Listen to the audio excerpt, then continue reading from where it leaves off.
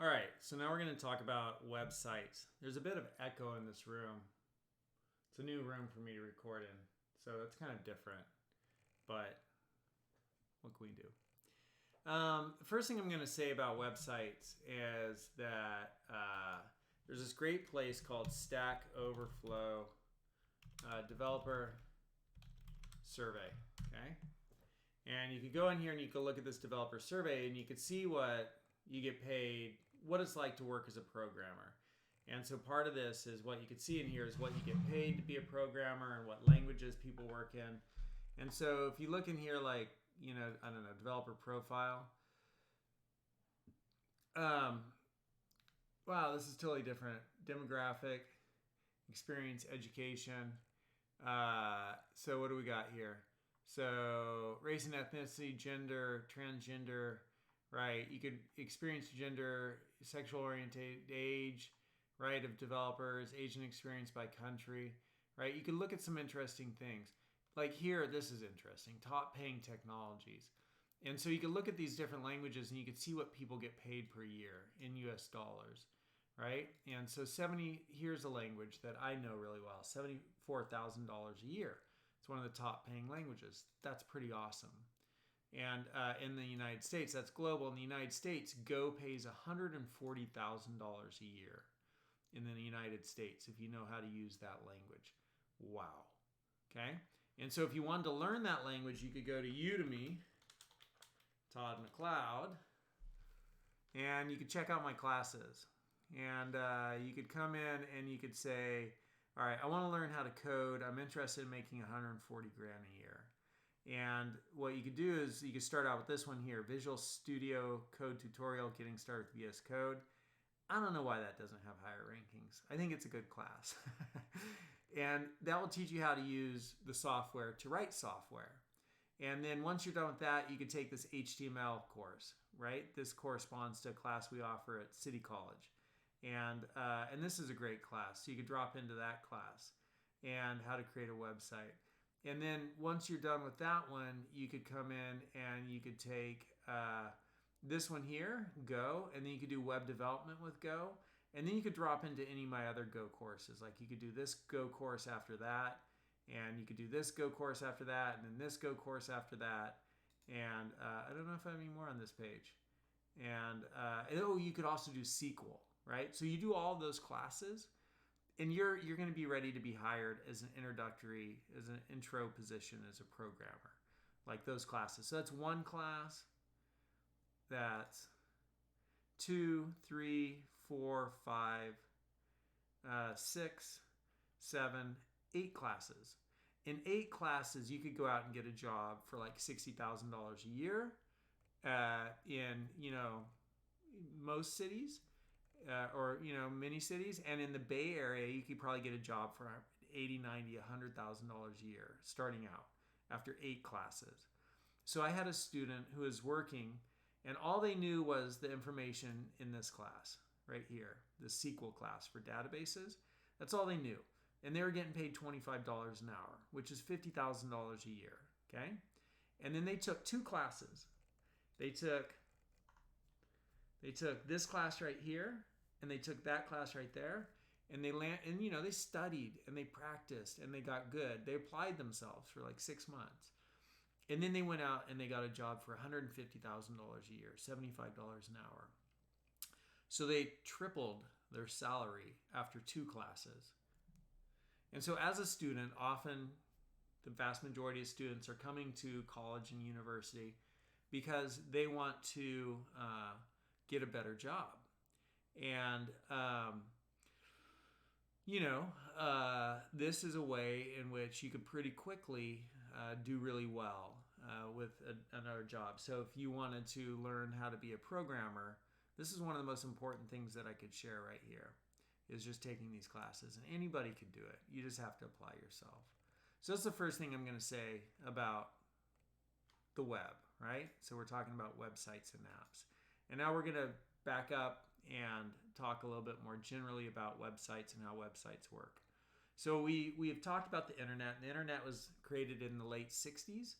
and it was a project of ARPANET. And then in the early 90s, Tim Berners-Lee created the World Wide Web. And the internet just used to send text, and it still does, right? It just sends text. And then, before the World Wide Web, you just get all this text, and it would be unformatted. And then Tim Berners-Lee created the HTML, the hypertext markup language. And so that language allowed people to start marking up the text that's coming over the wire to their computer. And so he created markup language, and then this markup language, you could use a piece of software like a browser. So this is a browser. And then the browser interprets that markup language and displays formatted material. And so what that looks like is, I'm just wondering if I haven't had my code launched in a bit, so I'm just looking to see what we've got here. I'm just going to launch it and see what comes up. All right, so yeah, a lot of things. Don't save.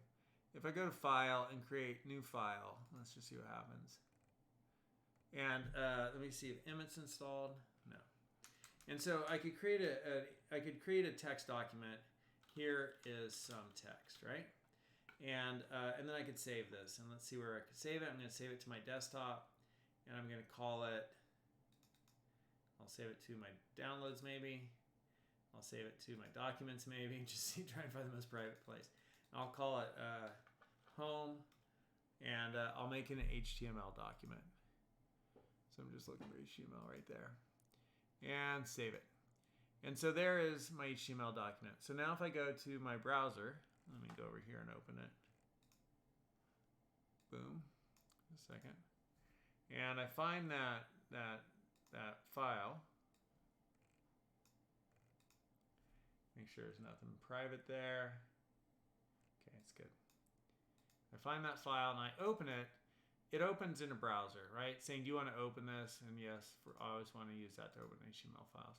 So here is some text. It's just text. And this is what used to come over the internet. All right? And now, Tim Berners-Lee said, I'm tired of seeing these walls of text. So, right, if I had a whole lot of text, it might look like this, right?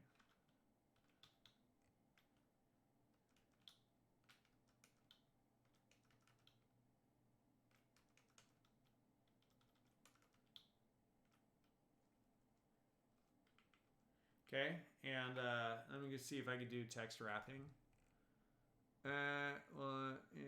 View, editor layout. I'm just looking for text wrapping. Toggle word wrap, there we go. All right, so this is what it looked like. So if I save this document again and then go back to my browser and then refresh, right? This is what used to come over the internet. It's just a whole lot of text. It's not easy to read. And then Tim Berners-Lee said, let's create a markup language. And we'll have browsers interpret that. And so for this markup language to work, we'll say we're creating an HTML document. All right, and so there's an opening tag and a closing tag. And there's, let me see if I can zoom in on this. There we go. What am I zooming in? That's fine. And we'll get rid of this. There we go. And so this opening tag and closing tag says everything in between here is an HTML document. Not only that, we're going to have a head area. Right? So this is the header area of the document. And in here we could have things like a title. And so this title will be, this is my page, right? Whatever you want to call it. And then down here we're going to have body. And so we'll have an opening area for body, and everything between there is the body of the page. So there's our head, here's our body, and I could indent this over and indent this over, right? And so that's kind of the structure of basic HTML. And I would take all this stuff here and I would put it in my body. And now when I save this, it might look a little different. Now the browser is going to render this and it looks the same. But what I could do is I could start to create paragraphs. So here's a paragraph. Opening paragraph and ending paragraph. So I'm going to take that and put it in a paragraph. And instead of trying to wrap that around all those other ones, I'm just going to do this. Just replace them.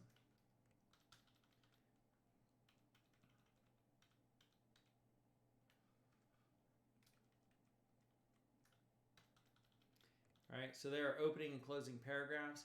And then I could even have heading. Well, let's just save that and look at it. Right, so now that's formatted. That's a paragraph. Those are paragraphs. And some of these might have more text than others. Right? I forgot to save it. Right, more text than others. That one has a lot more text. And I could put headings in here. Here's heading 1. You know, large paragraph here. Explain, I don't know. Explanation. Right?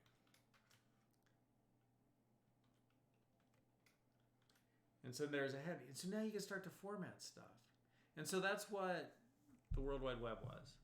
Like, there was the internet, and then Tim Berners-Lee said, look, all this text that's coming over the internet, we could create this markup language, HTML, and then when that text arrives at our computer, we could have a piece of software called a browser, and that browser will look at that text, it'll look at the markup, it'll know how to format based upon what the markup is saying, and then it'll display the text, and that's great because we could have paragraphs, we could have headings, it'll be easier to read stuff. And so he created that, and that's the World Wide Web. And what we're talking about this week are websites. So that's the basics of how websites get created with this markup language called hypertext markup language. And he called it hypertext because you could put links in here, right? So I could say anchor and, go to Google. And I could do anchor and then it's href, I think is the attribute. It's been a second. worldwideweb.google.com, and I think you need https : whack. There we go. And so now I come back here, save that here. Oops, I'm in the wrong one. I need to go to, oh, that's the right one, but I need to go to this page. Refresh it. And so there is that link I put in there, and I click it, and it took me to Google. And so it's hypertext markup language because you could put in this hypertext. You could be in a document and then hyperspace to another document anywhere. And you have these hyperlinks. And so hypertext is text that has hyperlinks.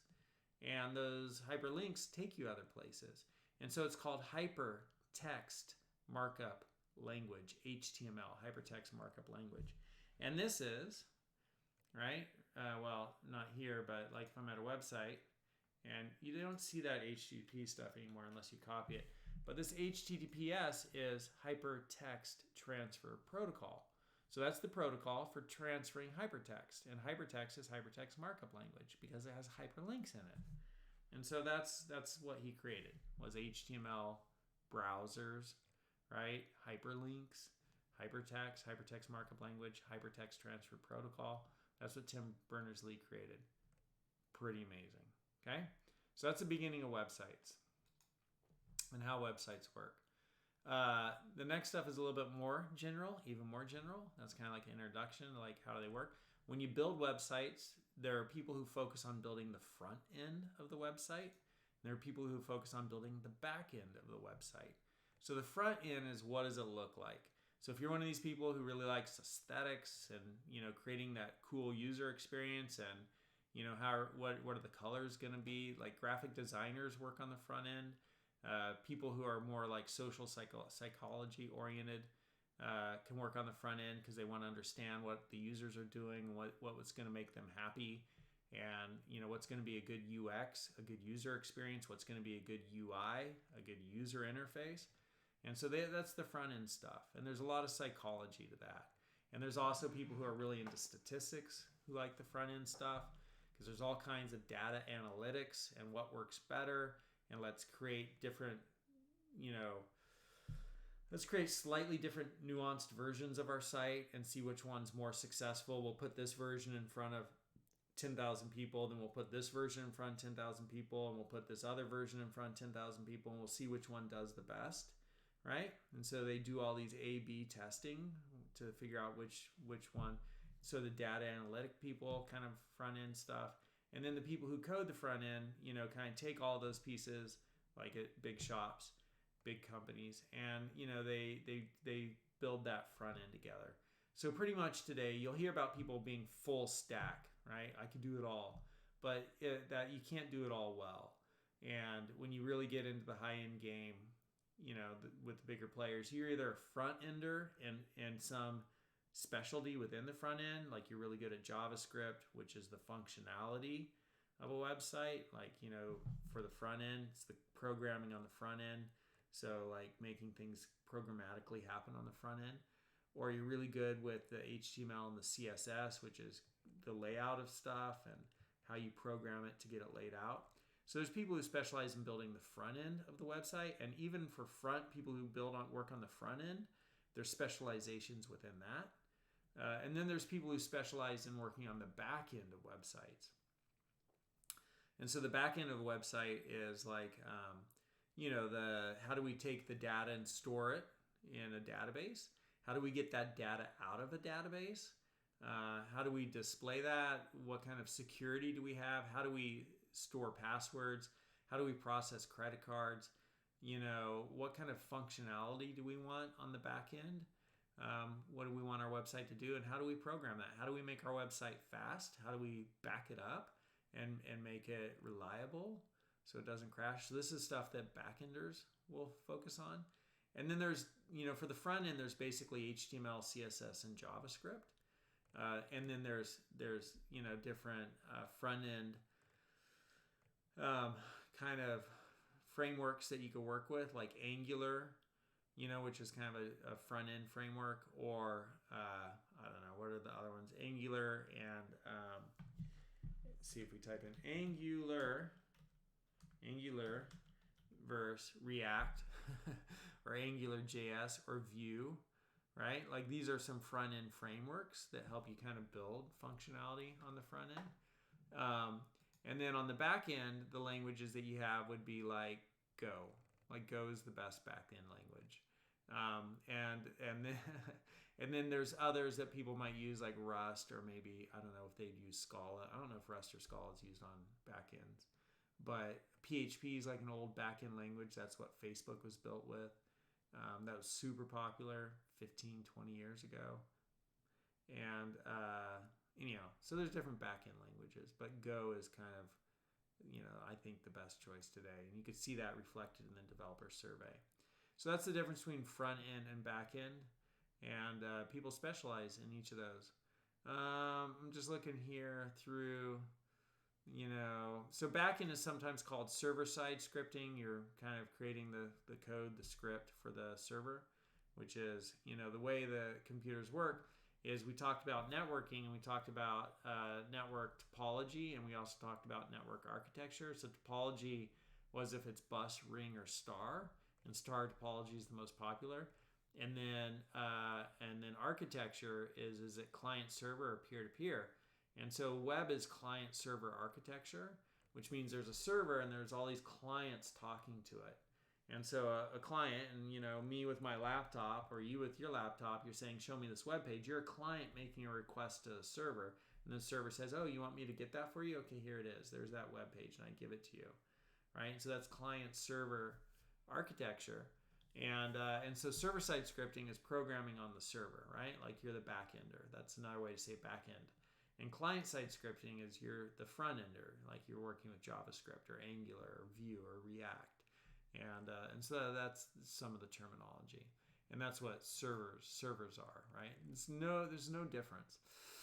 It's just another computer, but it's running special software to process the job that you want it to do, to act as a server. And then you have databases that store all of that, and that's going to be on the back end. They store all of the data. So when you make a post on Facebook or Instagram or TikTok or wherever, that information has to be stored somewhere. And the place that information is stored is in a database. And so when somebody says, oh, show me your post, their request goes to the server. The server says, what was your last post? Goes and gets that data from the database, brings it back, builds a page, and then sends it to the client, right? And then the client sees it on their browser, on their computer. And so database is where everything is stored. So we've already learned about browsers. We learned about tags and attributes. And so a tag is like, I closed my VS Code. How sad. Can we open this in VS Code? Open with. Choose another app. And give me VS Code. Give me VS Code. More apps. I'm going to have to now like do the confusing browsing. Is VS Code gonna, oh, there we go. Open. So this is a tag, and this is an attribute. So this is the href attribute in the anchor tag. Okay, that's just some of the language. And so we learned about tags and attributes, and you know, I'm just looking. I have to look around my camera and see if there's anything else. I think that's it. I think that's pretty good. So it's a nice little introduction. 20 minutes. I like to keep them about 20 minutes. It's a nice little introduction to websites and apps. We didn't really talk about apps, but it's an introduction to websites. Apps is software obviously built like apps, right? You go to the app store and it's like programs for your phone, or you could even say apps for your computer, whatever your computing device is. And so websites and apps could talk to the same server and request the same data, and then that same server could, maybe slightly different servers, but it could all be interfacing with the same data. So whether I'm accessing, I don't know, what IKEA off of their app or their website, I'm accessing the same data, even if the technology to build the app or to build the website is different. They could be talking to the same database. So that's a good thing to point out. Apps, versus websites. They both serve their purpose. Like you browse the web, but you might have an app for Uber, right? But you could also probably on the web order an Uber car, but it might be hard. Like Uber really works better as an app. And then Wikipedia, it's just, you don't really need an app for that, right? Like you just look at the website, you get your information. So you can kind of start to think about what's the difference between websites and apps with that analogy, those analogies. All right, y'all. I'm a little bit tired. That seems to be the case, but I think that was pretty great. We learned some good information. I hope you enjoyed it. And a little bit of motivation. I just really encourage you to keep going. Because if you keep going, you keep showing up, you keep doing it, you'll get somewhere. And it's hard to remember that, but you just keep showing up, you just keep putting in the work. And then over time, I used to have a teacher, I think I've shared this, and the teacher would say, drop by drop, the bucket gets filled. Right? And so when you start out, you might start adding a drop, and you're like, man, after a week, I've only added 7 drops. There's nothing in the bucket. But you do that for a couple of years, that bucket's going to fill up. And it's the same thing with anything in life. Drop by drop, the bucket gets filled. You shoot hoops every day. After a while, you can get good at shooting hoops. Persistently, patiently, you are bound to succeed. So just keep going. Just keep that grit. Keep that persistence. And that's how you do well. And that's how you succeed. All right. Good information. See you in the next video where we will talk about the textbook, chapter 11, Behind the Scenes Databases and Information Systems.